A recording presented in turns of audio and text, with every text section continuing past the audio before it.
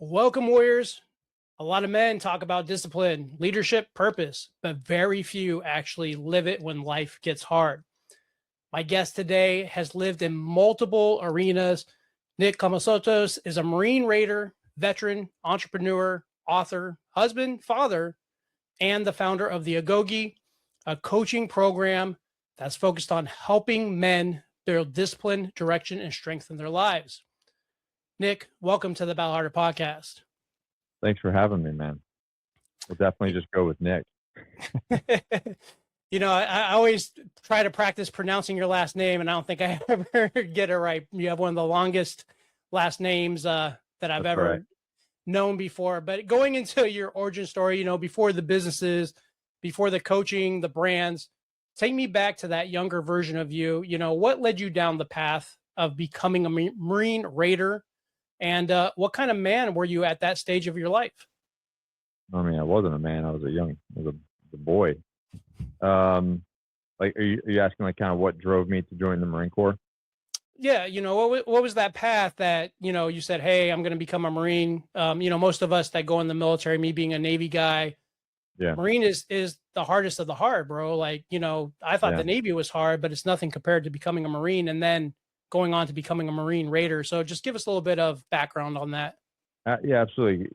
This was pre 9/11, so it was a little, things were a little bit different. Obviously, the world was different, and I was so you go way back. By the time I was 13, I had a run-in with a gang, and I was doing some criminal stuff. Ended up getting kind of pinched, and so by the time I was 13, I had 2 felonies as an adult, which I didn't know Wow. they were as an adult until I became an adult. Um, so I got clean from all that. I cleaned up my life, started working hard. And by the time I was about 16, 17, maybe, I was living on my own and working and people don't believe me, but, you know, thank God my mom backs me up on this. I was making like almost like $4,000 a week Oh, wow. from, yeah, legally at this point. um, so from 6 a.m. to like 2, I was a audiovisual consultant at a Bay Point Marriott in Panama City Beach, Florida. And then from 2, I would take a 30-minute break, and from 2:30 to 10, I was a bellman at the resort. So I went from the conference center, setting up lights and projectors and sound equipment for conferences, to being a bellman and taking care of people. But so I think I was getting paid like $15 an hour at the Wow. hourly one. Yeah, and this was in 98, Yeah. 97, 98. And so I felt like I was rolling the dough. And then I would go over to the bellman, and we're getting like $100 tips, and I mean it's just crazy. So I was earning about close to 4,000 a week between the two jobs. And I remember going into People's First Bank at the ATM at night because I didn't want to have to carry. I was in Panama City Beach, Florida in the 90s. I didn't want to carry that much cash around. So I'd get one of those envelopes and I would put it in the ATM. I would deposit the cash in the ATM, go into my account. Every night after work, I would just take this whole envelope and just throw it through the ATM and put the cash in the bank. Probably wouldn't do that now if I was figure out a different way. But nonetheless, I ran that for quite some time. It was time to go back to the 11th grade. I finished 10th grade that summer. I started that job. It was time to go back to school, and I was like, this doesn't make any financial sense. Like, you wanted me to go learn about osmosis and Right. dissecting frogs. I'm like, I'm not interested, bro. I'm gonna go keep making my money. So I dropped out of school, and then I saw the writing on the wall. I did get my GED, but I saw the writing on the wall. At one point, I hit this kind of panic mode. I looked at the guys that I worked for, and to me, they were like so ancient. They were so old. I was like, man, this is my future in the next 10, 20 years. In my mind, they were super old. They're probably like they're probably younger than I am right now. And they're probably in their, maybe late 30s. But in my mind, they were ancient. And I said, I don't want their life. Now, they were successful in their own route, but I'm like, dude, I don't want to be doing the same thing that I'm doing, right now, essentially just a couple layers up. Right. So I kind of panicked, and I hit this. I did the nuclear option where I kind of blew up my life. I quit those jobs, and I said I'm gonna go join the Marine Corps. So I went to, and the reason why I joined the Marine Corps, wanted to do the Marine Corps, is one, Their uniforms look better than everybody else. They look True. sharper. You know, if you remember the old 90s, the 90s The commercials were better. the commercials are, I mean, we're fighting dragons with swords, bro. Like, I'm Yeah, I in. know. Sign me up. And but nonetheless, you know, I went to the recruiter and he did his whole recruiter spiel, and I'm like, yeah, cool, bro. Like, I don't need to talk about your tiles and core values and all this kind of stuff. I just, like, sign me the hell up. I'm ready to roll. So I'll never forget. He went back, got my information, went back in the back, and came back out, and he's just shaking his head, and he's like, dude, you're never joining. You're never joining the Marine Corps, and you're also never joining. You're never joining any branch of the military. It's Oh, like, wow. you're a high school. This is Clinton. You know, President Clinton's the president at the time. This is a huge. The BRAC alignment had happened. He had, like, cut down so many. You know, he had drew the bases down. He had cut, you know, so much out of the military. This is a drawdown in the military time frame. You know, we had a Democratic president, and he's like, yeah, you're never joining any branch of the military. He's like, you're a high school dropout. He's like, you got 2 felonies. You know, it's never going to happen. So I was like, oh yeah, you're going to tell me no? So, you know, hold my beer, watch this. And legitimately, I made it my mission, just because he told me no. And there's a little bit of this, not a little bit. I do have a rebellious spirit. And so I just made it my life's mission to prove him wrong and get in the Marine Corps, mainly because he just told me I couldn't, and no one's going to tell me I can't do something. Right. And there's still a lot of that going on today. And so it did. I took 2 years. It took almost 2 years to started when I was 17, turned 19 in recruit training. And I mean, I went to college. So, you know, got my GED, went to college because the Marine Corps doesn't like a high school dropout, but they love a college dropout. So I did 1 semester of college. That negated that. I had over 100 letters of recommendation, had to get waivers for the felonies. It went up to, like, the top of the RSS, whatever. I had to get interviewed by a lieutenant colonel and everything. And then I went through MEPS. Oh, and then you know, listen, I'm a high school dropout. So I had to get over a 50 on the ASVAB. So I took it the first time, it was like a 40. Took it the second time, it was a 49. Oh, damn. I remember at MEP, I went through the whole MEPS process, and I got this freaking test, and it's like 49. I was like, you rerun that. And he's like, dude, the kid, there's no rerunning it. It's the system. Like, you got a 49. You're 1 point off. So I had to wait a whole nother round to be able to come back and take it again, and finally took it over. My GT score was through the roof, but whatever that overall score is, Right. I wasn't smart enough. Probably had something to do with math or whatnot. But so I took it 3 times. And then finally got the green light after almost 2 years to go. And they were impressed, man. I'll never forget Michael Klein and Gunner Sean Herrera. But nonetheless, we made it happen. I got into recruit training, got my shot as 0311, and went to recruit training. And on training day 7, I broke my wrist. Damn. And then got sent to MRP. I ended up being on recruit on the depot for 5.5 months. Wow. And that's an interesting story, right? Like, in the short amount of time, in a short kind of sum up, what I'll say is this: I got down on myself. This is like a life lesson that I've carried with me my entire life. But I got down on myself, and for a few days, like, I was like, dude, fuck this. I want to get out. I'm gonna, you know, I made a phone call. I'm like, dude, I mean, first of all, I'm ready to go in and kill this thing. And I got dropped to MRP, and, you know, dude, there were dudes making out in the bathroom because, you know, they wanted to, like, violate anything to get out, right? Yeah, anything to get out. And I'm like, there's a dude, they're playing games. There's a guy with his cast. He had a full femur break. He's playing 2 sheets in a blanket in a full cast. There's a guy hitting himself in the head with a flashlight, you know, and I'm just, like, looking around all these people that are injured and acting crazy. I'm like, I've done fucked up. Like, this is not where I need to be. I was like, let me go home. I'll heal up. We'll run this back. But they didn't want to play that game. So once I got over my stupid little pity party of how sad I was, I took it, you know, I'm a former criminal. So I just took it as an opportunity to kind of learn the system. Mm. And as I'm healing, I'm in a cast and everything, and I'm still playing two sheets in a blanket. We're still doing all the same, recruit training things.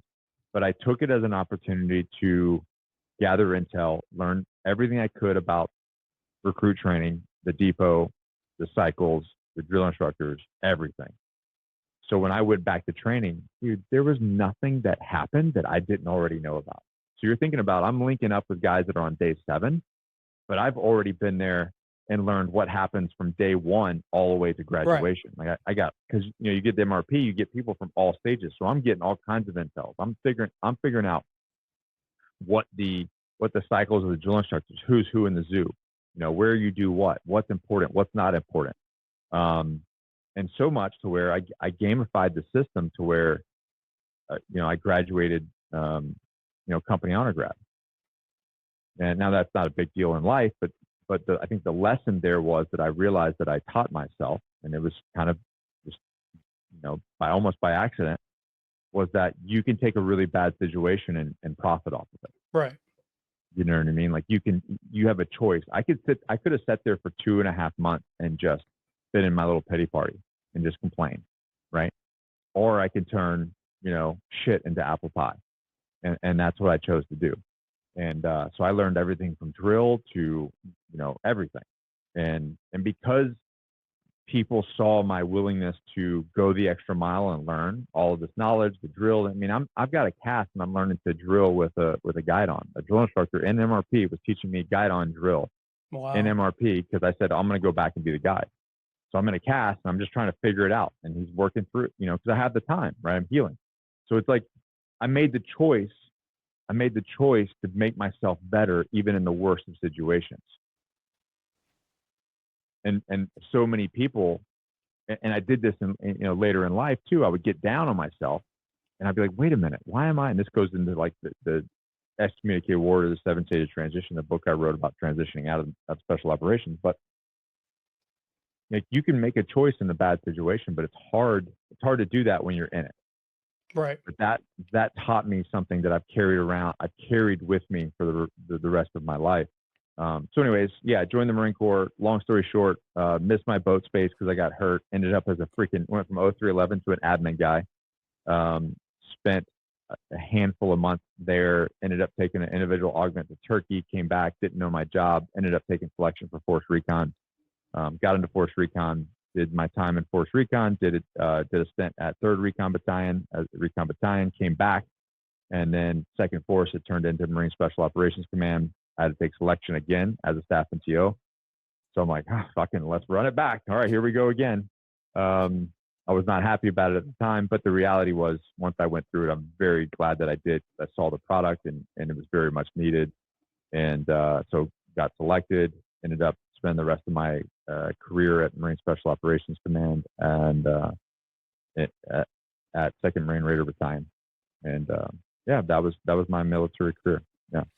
So, having that mindset, like, was it upbringing? What was it that, because most men or most people, like you said, we have that pity party and we don't have that ability to find a way out. And especially when we get out of service and we're trying to transition from military to civilian world is where a lot of us, we get struck. So, get stuck. So how did that mindset, that attitude keep you going after your time in service was over?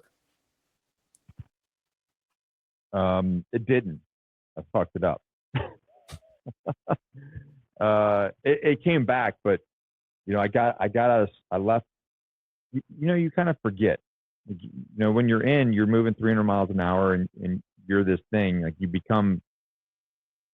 So many people wear this identity of this veteran, right? Like right. I'm the veteran identity, and the same thing when you're in, especially at the levels that we were operating at. Like I'm a recon Marine, I'm a Marine Raider. It takes over as your identity. It's like the people you hang out with, the neighborhood you live in, the clothes that you wear, your interest. It consumes you.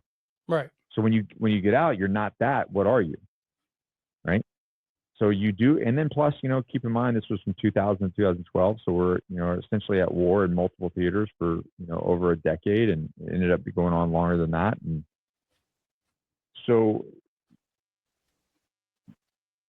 you have this huge identity crisis of who you are as a man when you're in your early 30s, which is a problem. And so on top of not really understand, like if your self-worth goes down, because if I'm not this Marine Raider providing service to the country at whatever level it is, then what am I? I'm a husband, I'm a father, but what does that mean? Like, I don't know what that means. I know what this is. I know how to do this, but I've never done anything else from the time that I was, 18 years old. So there was a huge transition point. Plus, you're dealing with all the baggage that you've accumulated over all of that time that all just slams you in the back of the head and you don't ever see coming.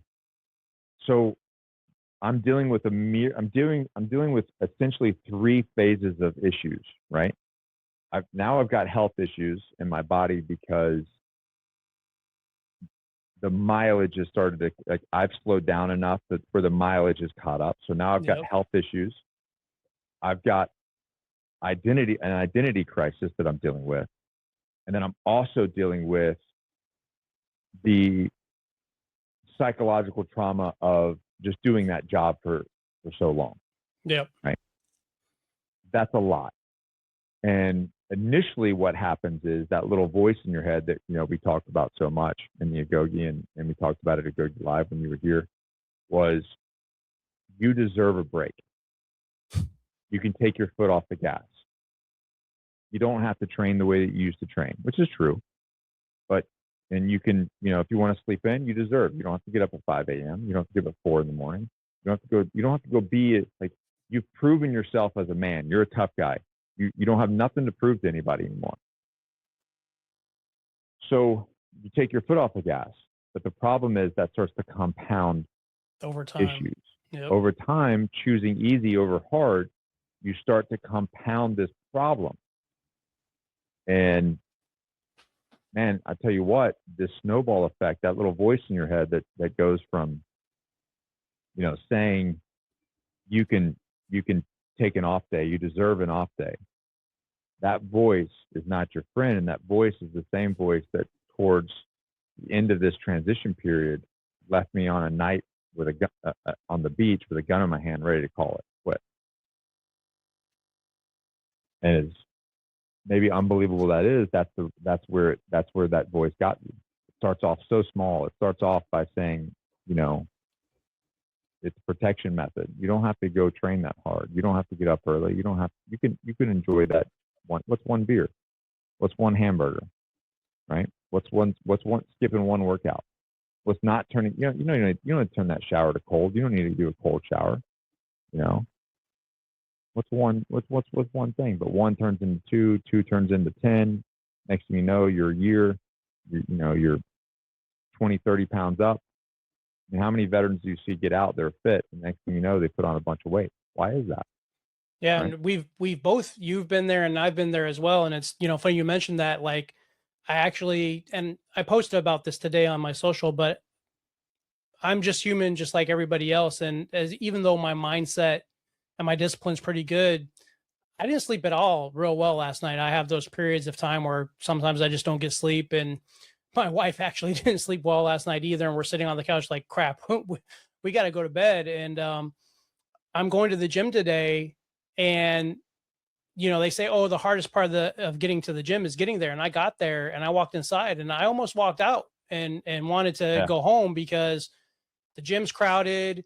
Everybody has tripods out. Nobody's considerate of your time or your space. And like you said, you can make all those little excuses like, oh, well, you deserve a break. You've trained so hard for weeks. What's one day? And I didn't. I warmed up. I got my head down. I started getting into my sets. And by the end of the workout, it's really true. The only workout that's bad is the one that didn't happen. I felt a lot better. And, speaking on that, the modern man mindset and identity, I feel a lot of men feel lost, and guys like you and I were trying to change that, that they just don't know what it means to be a man anymore. From your perspective, what does being a man actually mean today?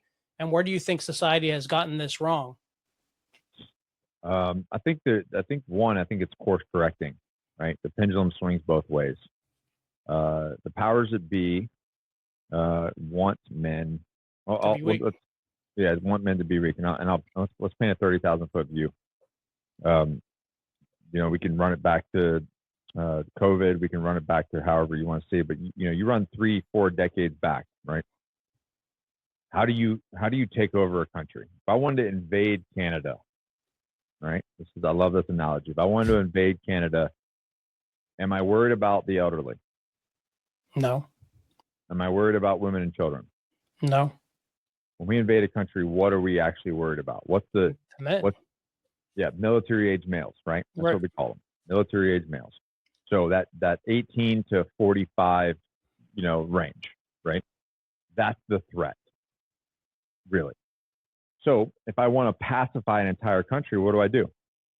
Distract military age males, make them soft, make them dependent, make them weak and distracted.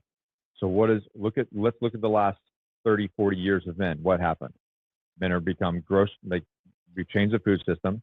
We've entertained them, like the whole Coliseum thing, give them the bread and the circus and keep them distracted, right? Don't worry about what's going on over here. Pump them full of pharmaceuticals. Let's give them distractions, whether it be porn, TV, addictions, alcohol, drugs, whatever it may be. And we did that. Right? That's what happened to society. And now you drop in something like COVID, and I think it's something like 95% of the world just folded. Wow. Folded. Here's the shot. I got to do it. I got to do the shot. I got to do it. I got to stay inside. I got to wear a mask. I got to social distance. It's all coming out now that, one, the shot is completely dangerous to people. Like, it killed more people than anything, right? All the data was wrong. Everything. Yeah, basically nothing made sense, right? Right. Nothing made sense. And 95% of the population in the world just fucking folded in half. Tell me that wasn't by design. Like, you look at media from starting even and listen, I like Al Bundy. Like, I like him as an actor. I don't know. I forgot what his real name is. He's a black belt in jiu-jitsu. But you look back at the 80s and it's like these dumb doofus dads that are incompetent from The Simpsons on, right? And you look at every single thing and it's like the media programmed this to be the way it is. Right. So you ask me what a man is. A man is designed to be a leader. Designed to be a leader. So how do we become a leader? Well, one, we have to live it. If we can't lead ourselves, we can't lead anyone else. Definitely. So they must master themselves, right? That's the hardest thing to do, is master yourself. And then what is a man? He's a protector. He's a provider. He's a professor, right? He protects his tribe. He provides for his tribe, and he teaches his tribe. Because you go from being the guy who's doing it to, as you age, you become more like the village elder, right? You're the patriarchy of your tribe. Like, we're tribal people. We were never meant to operate in isolation. Right. Men have hunted in tribes and gathered in tribes and communicated in tribes and led in tribes since the beginning of man. It's the way we're designed. And slowly they have isolated us. They've pulled us apart from each other, and they've distracted us with whatever circus that they can put on front of us. So how do we go back to being a man? Well, one, you own your shit. You master yourself. Self-mastery. You become extremely dangerous. Extremely dangerous with your communication, extremely dangerous with physical, extremely dangerous with your psychology. What does that mean? Well, it means stoicism. Again, I can't lead my family if I'm responding to every little situation in my life. Yeah, the whole, reacting, not responding. Reacting to every situation and not responding. I need to respond. based off what's best interest of me and mine. Not reacting to every time somebody pushes my button. I just go, Right. I'm a puppet. Right. We have to have that better emotional regulation, right? As men, like you Right. said, the stoicism. And it's funny because, I'm not a big Star Trek guy, but I lean a lot on kind of Spock, where he says, that's illogical. He never leads on emotion. He thinks first Right. about the totality of the circumstances and the situation, and then what's the best response to attack that situation versus the emotions. And we know social media, the news, everything just plays on our emotion. And it just scares me the amount of the way society is going, like you said, with foods. I'm here in Florida. We just found, weed killer in our bread and arsenic in our candy. And it's like, I don't understand how people can't awaken to become, like you said, hard to kill, especially, we're both fathers, we're both businessmen. And I think, fatherhood is one of the greatest leadership roles a man can have. How did becoming a father change the way that you looked at responsibility and the examples that you were going to set as a man? Well, keep in mind, I became a father at 20 years. I mean, I'm 26 years into, 20. How old am I? 44. Yeah, I'm 24 years into being a father. I'm And I've got 4 26, kids. so I got older kids too. I feel you though, but being a father is something that never, you're always a father. So Yeah. So, for me, I remember when my first daughter was born at 20 years old, I realized that it was no longer about me. mm, That was the biggest lesson. Now, did I get it all right? No. My first, I call them my starter kids. You had a starter dad, and I had starter kids, and you had a starter dad. And which they're coming up here this weekend. I'm stoked to get them all together. So, that was the biggest unlock for me, was when I held my oldest at 20 years old. I realized that the world no longer revolved around me. mm, Like, the rest of my life was in servitude of this person, and anything that I did, whether it looked selfish or not, whether it was me becoming better in an area or not, all came down to the servitude of my children. right. Because I had to be this, I have to be this thing, right? Because of them, not for myself, for them, right? So a lot of guys go like, well, I can't go to the gym. I can't do this. I can't do that, because I got kids. No. You do that. I do wake up to go to the gym early or whatever I have to do to make it happen because Yes, I have kids. Because I have kids. And I can't have fucking heart disease and obesity at 50 years old and die when they're in their 20s. Because your kids need you now at a young age, but they also need you when they're in their 20s, and they're going to need you in their 30s, and they're going to need you in your 40s and your 50s, because their problems are going to change, and they need you to be there. Yep. One of the saddest stories, dude, I was talking to a guy that wanted to join the Agoge. I want to say he was like 400 pounds. Oof. Yeah, it was bad. He had 3 kids. And he said he couldn't afford it. And I mean, he had type 2 diabetes. I mean, he was in bad shape.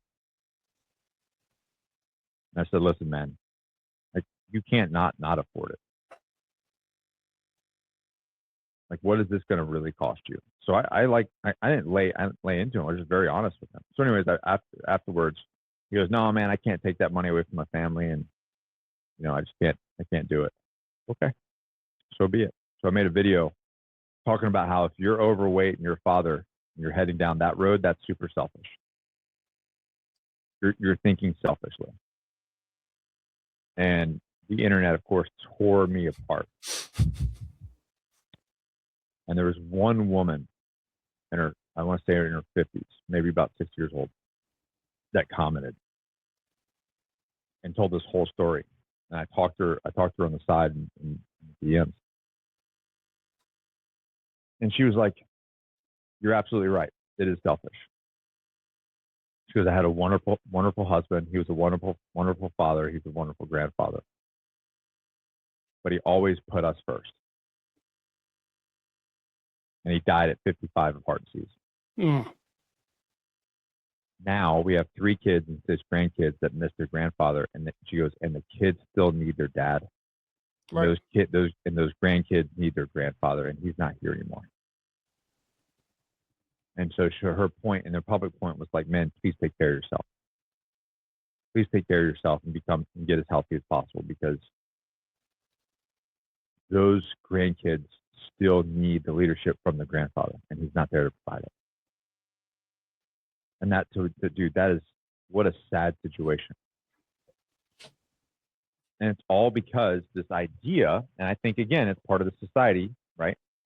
That if you do anything for yourself, it's selfish or vanity. No, man. I have to be I have a family that relies on me to be my best. I have employees that rely on me to be my best. If Nick is not at his best, over 100 people can suffer. My effort, my attitude, the way that I show up, the way that I work affects other people. Because I own my own business, I employ over 100 people collectively between three different entities. They depend on me being my best to put food on their freaking table for their kids. I don't have the luxury of not being okay. And if something's not okay, I need to fucking deal with it. I have to own it. And, I love that, because the one thing that my wife gave me, probably the most amazing gift, is, and I've said this now probably a billion times, and I'll continue to say it. She used to tell me, I love you, but I love myself first. And I would get pissed, right? I'm like, you're my wife, I'm your husband, this is bullshit. She's spot on, though. But she's spot on. As I started going through this path of what I do now and everything, I'm like, well, if I don't love myself, how can I be a better husband? How can I be a better father? How can I be a better man, a better leader? It's not, in my opinion, being selfish. It's necessary and needed, so you can be that person that your family needs you to be, and hopefully be here around for a very long time. And, one thing that I don't think is talked about enough is the responsibility of being a husband. Leadership in business is one thing, but leadership inside your house is another. What have you learned about being a strong husband while also running a business and raising a family? Oh, man. That's always a hard one, right? There's this thought that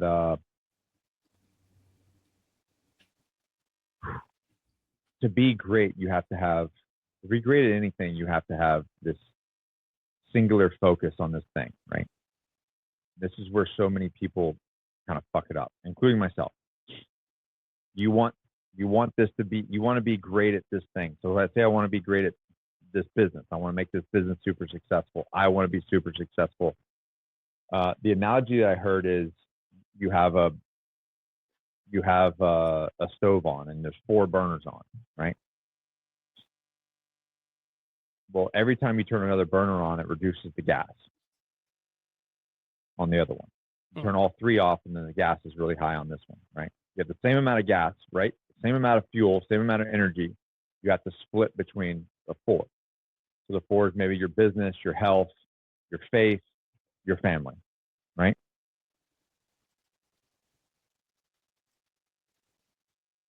What do guys most do? What's the first thing that's going to get cut or get turned down? In my opinion, fitness. It's family. I think it's family. I think family gets cut down before anything. And this is how it is. Why? Because there's no direct ROI on family. They're already there. Right. So I can go more into the studio. I can go more over here. I can work here. I can do this, right? They're there. They're not going anywhere. But what happens when you start to become successful, and guys like, oh, I did it. I made this successful business. I was successful. They get to the finish line, and like their kids have no relationship with them. They haven't dated their wife.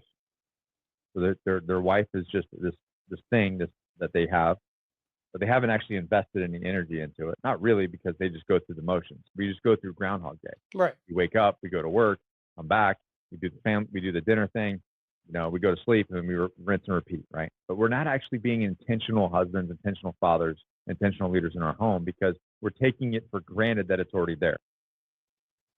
But if I can just get this thing, if I can build this thing to success, it will take care of everything else, right? And it doesn't. And it doesn't. They don't give a shit about, at the end of the day, like my family doesn't give a shit about the money. They don't give a shit about my success. Not really. They just want me there. They just want me in their life. They want to communicate. They want to touch me. They want to have experiences with me. They want me plugged in. But that takes away from the business, right? And the next thing you go is typically like the health, right? I'm going to take away from that. And then the faith starts to fade. And we're all over here. So how do you, I think the bigger question is how do you create all four? How do you keep all four healthy? And that's where you have to align your priorities with your energies. Definitely. So one of the exercises that I run with my one-on-one clients is we'll write their top 4 priorities on the board, right? We'll go over here. We'll say, okay, what's your top 4 priorities? In no particular order. I just want to know, like, what's important to you? And it's typically always the same thing, right? Typically always the same 4. I can like outline it. You know, the words might change, but basically the topics are the same. And then I say, okay, write down your day-to-day schedule in 15-minute increments. I want to know how you spend your day from the time you wake up to the time you close your eyes, where you spend your time. Majority of time, I look at their schedule, I look at their routine, and it doesn't align with the priorities on the board. So you're either a liar about your priorities or you're not living congruently with the things that matter most in your life. And this is the reason why you're either depressed, anxious, frustrated, whatever. Right. They're misaligned, right? You're not living congruently with the things that matter most in your life. And then what happens is I start looking at it, and what is it? It's the things we talked about before at the beginning of the podcast. Distractions. Some things that don't align with their priorities. Why? Because they think they have to do it, or they think they can't do it, or whatever it may be. So there's a ton of fat in their life that's just bullshit, that's not serving what's the most important thing on their board. And as soon as we can pivot and we cut away the fat, we cut away the BS, and you start living congruently, yes. Is it harder? Absolutely. Yes. It's easier to fucking, Just finger suck. fuck your iPhone. It's to suck. It's easier to suck and finger fuck your iPhone and sit on the couch and watch Netflix. Sure.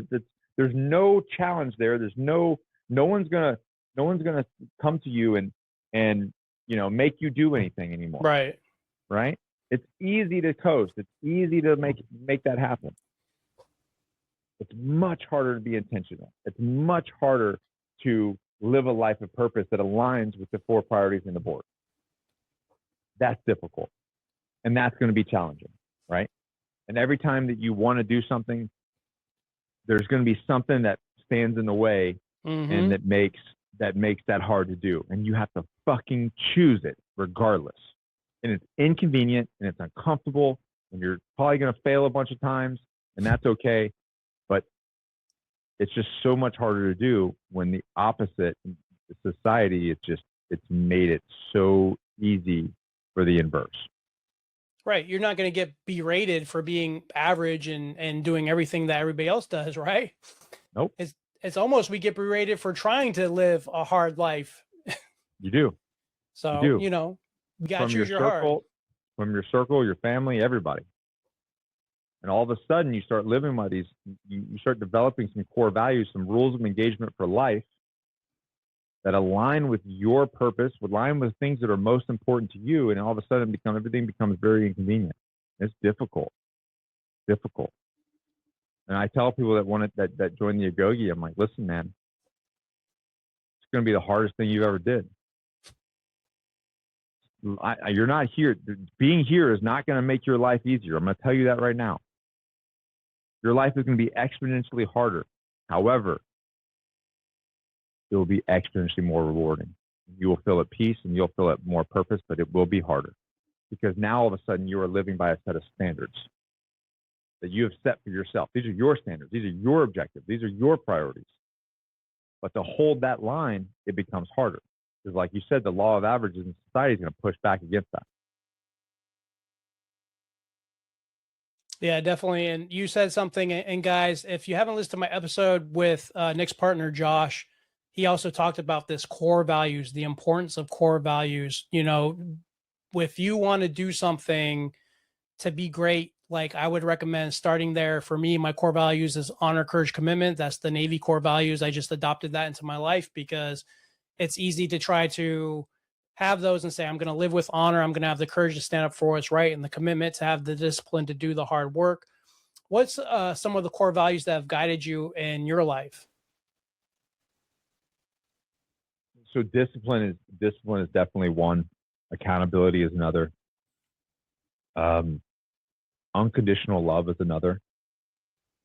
And um, belief in myself, belief in a higher power, and then my tribe, Hmm. that community aspect, realizing that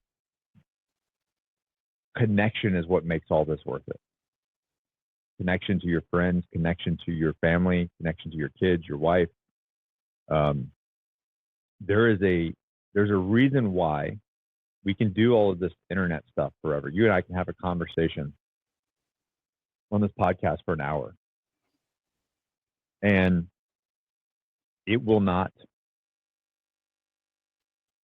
be 20% of the energy that you feel that when you came to Agoge Live.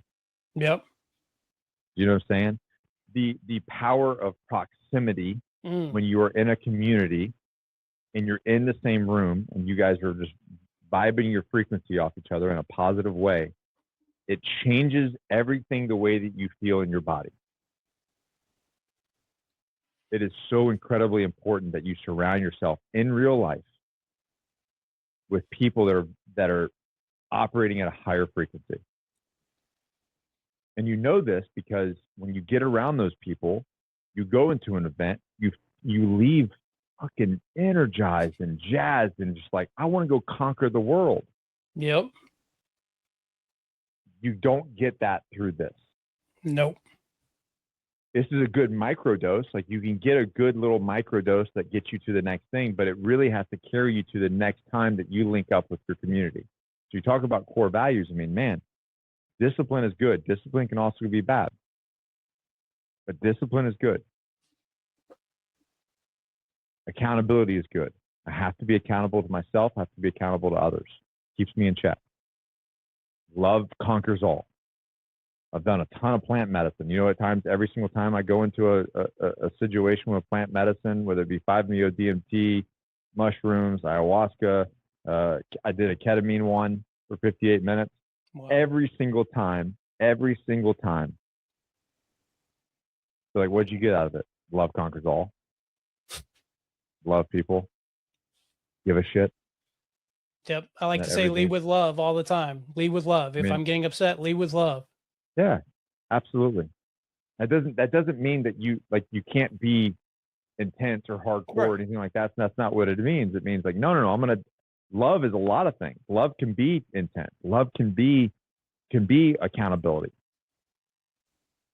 If I love you, then I'm gonna tell you the truth. If I love you, I'm gonna hold you accountable to yourself. I want what's best for you, right? If you don't love someone, you don't give a shit what they do, right? Like, honestly, like, oh, he's doing this. He's cheating on his wife. He's saying X, Y, and Z, blah, blah, blah, blah. Like, I don't give a shit. You know what I mean? I don't care if he blows up his life. I obviously don't love that person. But if I do, right? You're going to hold him to the fire. I'm going to hold him to the fire, man. And so you have to ask yourself, are you holding your friends accountable? Are you holding you're holding yourself accountable? That's the first thing. Because you can't hold yourself accountable, you don't need to be talking to anybody else. And guys, go ahead. Sorry. I just want to preface the fact what you said, that whatever it is that you want to do in life, for business, for relationships, you have to fight and find a way. And you kind of do have to be selfish to get in front of those people, because if it wasn't for taking the risk to go up to see Nick and driving up there, I wouldn't have met Nick. I wouldn't have met Josh. I wouldn't have met Ray. I wouldn't have had flown down to California and sat right next to Bedros and spoke to him. All this happened from one tiny increment of saying, I need to get in front of the people that I value, that are doing the things that I want to do. And obviously you still have to put in the work. Obviously you have to take the advice they give you and listen, and not be pig-headed about that, and be able to take that constructive criticism. But because of me putting myself in front of these people, that's why we're having these conversations. That's why I'm able to want to help men and be a better man and have purpose in my life, because you can't do it as a lone wolf. It is a tribe mentality. You have to find those people that are better than you and then get in front of them. And then when you get to a point that you become better and you start doing those things, help somebody else that wants to get there, and be there for them and encourage them and lead with love. You said something that I want to touch on. Can I touch on the lone wolf thing? Yeah, go for it. Yeah, the lone wolf thing. There's this thing that goes around social media that says, you want to disappear for 6 months, isolate yourself, work on yourself with your fitness and books and this and that, and emerge a different thing. And I'm like, it drives me nuts, man. I'm like, okay, show me somebody that's happened with. Show me where somebody went isolated and there was a positive ROI. Right. Now show me a man who that insulates himself with the 5 closest people to him that are making money and are fit. Now what turns into that? What does that person turn into? He starts making more money. He becomes fit. He becomes the 6, right? The lone wolf mentality is a lie. The reality in nature is the lone wolf is a sick and lame wolf. He's been ostracized from the pack because he's dying. They're like, okay, you're off. You're going to go off and die by yourself. He's lame. He's sick. And I can tell you this by this. If you're in the woods and a wolf approaches you, one singular wolf, and you got a knife, you think you can win? Probably. The chances of your survival are probably pretty good, right? I mean, especially I'm not going to want to take on a pack. That's for sure. That's my point. Exactly. So a single wolf, you got good odds, right? That guy can be beaten. A pack of wolves, your day is over, man. Yep. You're done. I love that. There's no defeat in that. So this rhetoric of isolation, this rhetoric of this lone wolf mentality is a complete lie. You want to get better. You want to fix your shit. You don't want to be depressed anymore. You want to, make more money, be a better father. Go insulate, not isolate, insulate yourselves with men that are living those core values. Watch what happens. This thing of disappearing and isolating for 6 months and working on yourself, it's all bullshit. You know what happens? You're going to get fat. You're going to be depressed, because we're not meant to be isolated. We're tribal creatures. We always have been, always will be. It's just, what tribe are you in? Right. You are the sum of the people you spend your most time with. And sometimes leading with love means cutting them out of your life, right? That's right. And it's not necessarily like, you don't have to judge them to do that. It's just a boundary thing. Like, these are the standards that I've got to set for myself. So I have to surround myself with those like-minded people. Nothing personal. If you want to go live your life that way, you go live your life that way. That's on you. That's your choice, not mine. I have a duty and responsibility to my tribe to surround myself with the right type of people that align with my core values, that align with the directions that I'm going to go. And, we spoke about this briefly, but, we know men are feeling overwhelmed with work and family and pressure, finances, and they don't know where to start fixing things. When someone comes into your world that wants to work with you at the Agoge, what's the first thing that you focus on to help them regain control of their life? Typically it's going to be their routine, their discipline, their fitness, because we have to, again, it goes to phase 1. So the way that we break down the Agoge is, it's a 12-year program. We operate in 90-day phases. So phase 1 is master yourself. And it's not just physically. It's, all right, can you master yourself physically, emotionally, spiritually? Because the reality is, like, you want to change your family's life. You want to have a better relationship with your wife. Well, until you can back up the things that you're saying and you can own it and live it, they're not going to take you seriously. If you come in, they're like, okay, we're gonna be a fit family. We're all gonna lose weight. We're gonna eat better, healthier. We're gonna do a high protein diet. We're gonna start training, etc. Your family's gonna look at like last night you were picking Cheeto dust out of your belly button while you're watching Netflix. Like, who are you talking about macros or talking about doing anything? You have to lead by example. Men need to just shut the fuck up. Just shut the fuck up and do the work on yourself. Don't tell them. Don't do this. They say, this is what I'm doing. I'm cleaning it up. And you know what they do is what they do, and what you do is you do. You got to lean by example, and do it so much to where the results start speaking for themselves. Because then all of a sudden they're like, "Dang, Dad, what are you doing?" Domino effect. Your wife's like, "Oh, you're looking good. I'm going to kind of get my shit together too."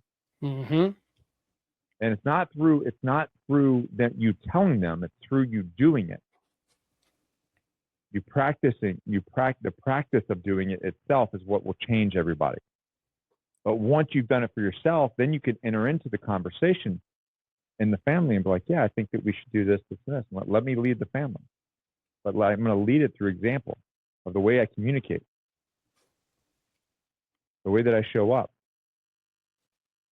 It's not just what I talk about, it's what I actually do. So men need to do a lot less talking and a lot more doing.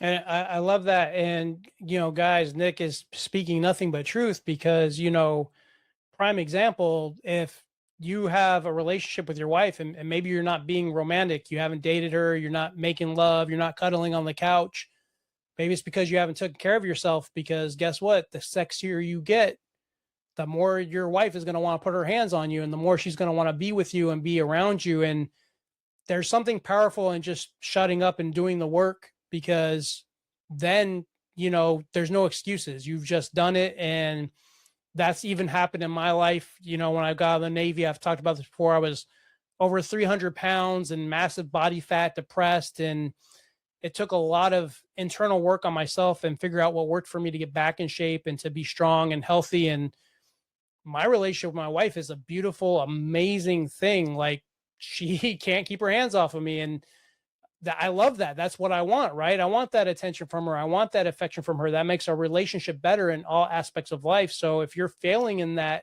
area, think about that. Think about just taking action first as a way to lead your home before you open your mouth.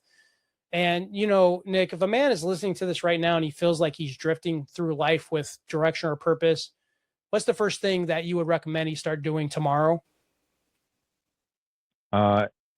First thing is you have to sit down and figure out who you want to be. What does the perfect version of you look like? So if I get on a call with someone, you call me, set a call, you call me, and I'm like, hey, I'm going to ask you, like, well, what does that look like? Who do you want to be? And then we reverse engineer it. Say, okay, if that's who you are, if that's the guy that God created you to be, the very best version of yourself, what is his habits? How does he show up in his day? Well, why don't we just do that? Why don't we just live as the perfect version of yourself? If that guy exists, it's hard. Yeah, no kidding. So having standards is hard. But if that's the guy you want to be and those are his habits, well, why don't we just do those habits and watch what happens in a year?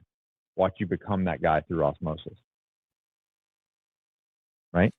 And we talk about this all the time. You literally can just reverse engineer about anything. And, guys, if you need a place to start writing, write down your thoughts, write down who you want to be, write down what kind of husband, what kind of man you want to be, and then start writing those steps to figure out how to get there. It doesn't have to be that it's hard, and sometimes it's frustrating, and sometimes it's emotionally draining, but that's what makes that transformation to becoming an amazing man a beautiful thing, because then it makes it worth it. Nothing worth doing comes easy, right?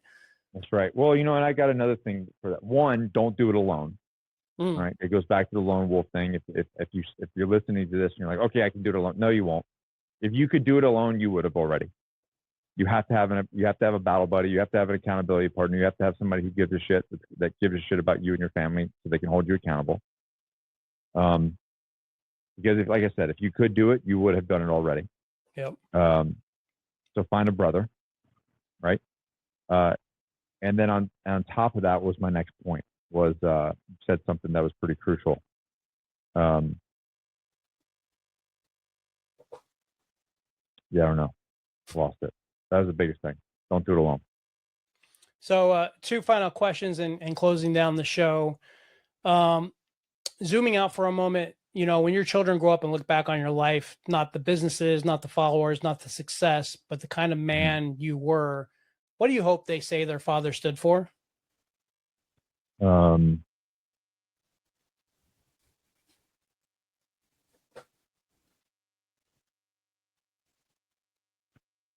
I don't know if it's not, I don't know if this is the right answer for you. I don't know if it's something I stood for as I hope that they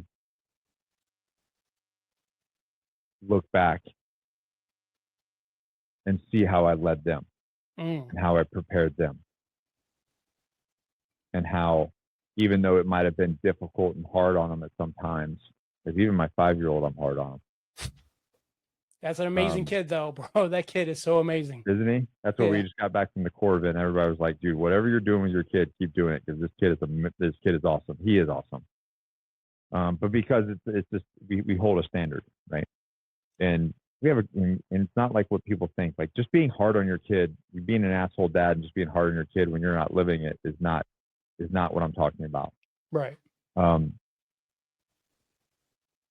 I hope that they look back and go, my dad was an intentional father, not a present father.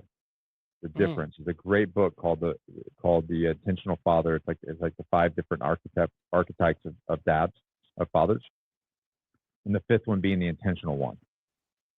And I hope that they look back and go, wow, everything that he did was intentionally to prepare me for this world, for this life, for dangers, to be a father, to be a husband, to be a leader.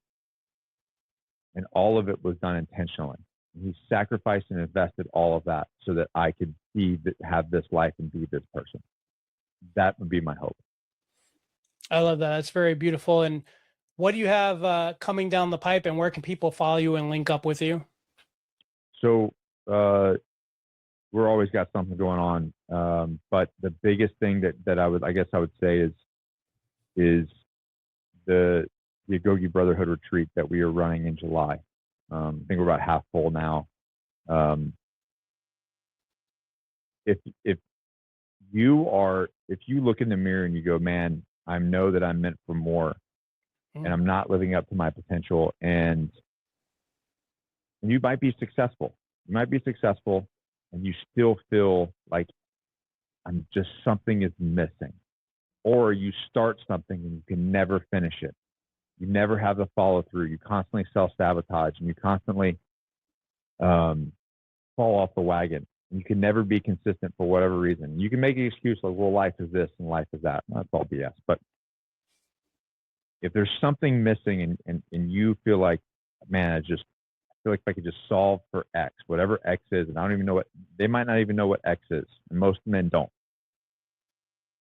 Spend 48 hours with me in North Carolina, and we will figure out what X is, and we'll put it to bed, because that's what we do at those retreats. And it's not like, we're not going to sit around and hem and haw, and this is not a yelling match. It's not one of these. It's just me and a bunch of men that get together, and we just have conversations. We do some exercising. We'll do jiu-jitsu. We'll work out. We'll do some sauna and cold plunging. And we're going to eat some fucking really good food. We eat a lot of red meat on those retreats. We're going to do some breath work, and we're going to have some really intense conversations about trauma and about goal setting, and the things that stand in our way of achieving to become the people that our Creator had designed us for. It is a massive unlock, and we're going to do it right here in my home. So, yeah, if that interests you, get a hold of me. Make it happen. And guys, as someone who's been to one of Nick's events, I can tell you that as a man, I think it's very important to at least try it one time. I really feel like at the time prior to that event, I wasn't ready to get into this space that I'm in. And that event kind of gave me the push off the cliff, so to speak, to put me in this arena. And it's been a beautiful thing, just from simply trying to get into a cold plunge for 3 minutes to, fellowship and meeting good people. And who knows, maybe you'll see Coach Rob there at another event or events. Wonderful people attend. And guys, like the main thing, if you're a kind of person, you're like, man, I don't know, I don't want to be judged. There's no judgment. There really is no judgment. Not at all, man. It's men helping men and being there for each other and having that tribe that you'll have for the rest of your life when you make these connections. So definitely check that out. Where's the website where they can look at that? It's on my, you go to nickkoumalatsos.com and you'll see the Agoge Brotherhood retreat right there. Awesome. I appreciate you taking the time to come and share your story with us. And guys, if this conversation resonated with you, make sure you check out Nick's work, go to his website, check out his book, The Excommunicated Warrior. Check out Johnny Slick's amazing men's healthcare products. Like I'm in preps to be a brand ambassador because I believe in that. And I support those products and those companies that do good things. And, all his links will be in the show notes as usual. Remember, being a man isn't talking about discipline. It's about living it. Lead your family, take care of your body, build something meaningful, become the kind of man your children will look up to, and always stay sharp, stay grounded, and always be fit for battle. Thank you. That's it for today's episode. If something in this conversation stuck with you, that's where the real change starts. Outside of this podcast, my work is centered on structured training, accountability, and helping people rebuild strength, discipline, and consistency when their life gets off track. If these conversations are useful to you, subscribing helps make sure you don't miss the ones you didn't know you needed yet. You can find more at battleharder.com or follow along on socials. Thanks for listening, and always be fit for battle.